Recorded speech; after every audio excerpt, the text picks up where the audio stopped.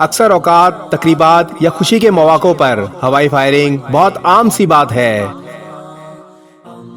Firing کرنے والے کو ذرا بھی اندازہ نہیں ہوتا کہ اس کی بندوق سے فضا میں بلند ہونے والی گولی کہاں جاتی ہے۔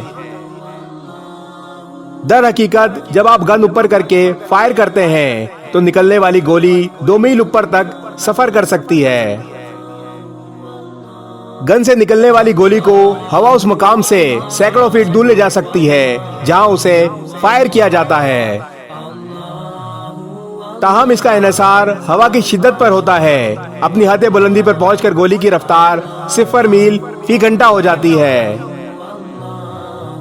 مگر جب یہ گولی واپس زمین کی جانب آنے لگتی ہے تو کشش ثقل اس کی رفتار میں اضافہ کرتی ہے۔ ہوا کا دباؤ گولی کی رفتار کچھ حد تک کم کر سکتا ہے، مگر یہ پھر بھی زمین پر گرنے تک 400 میل فی گھنٹہ کی رفتار پکڑ سکتی ہے۔ زمین پر گرنے سے پہلے اگر یہ کسی فرد سے ٹکراتی ہے تو یقیناً زخمی یہاں تک کہ ہلاکت کا باعث بن سکتی ہے۔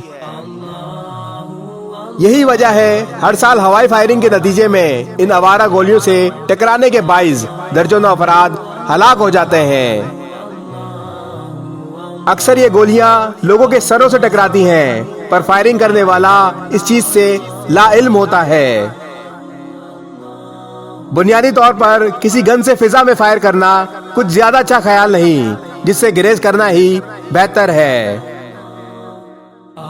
اگر آپ ہماری بات سے اتفاق کرتے ہیں تو اس ویڈیو کو شیئر ضرور کریں، کیونکہ ہو سکتا ہے آپ کے ایک شیئر سے یہ بات کسی کے دل میں اتر جائے۔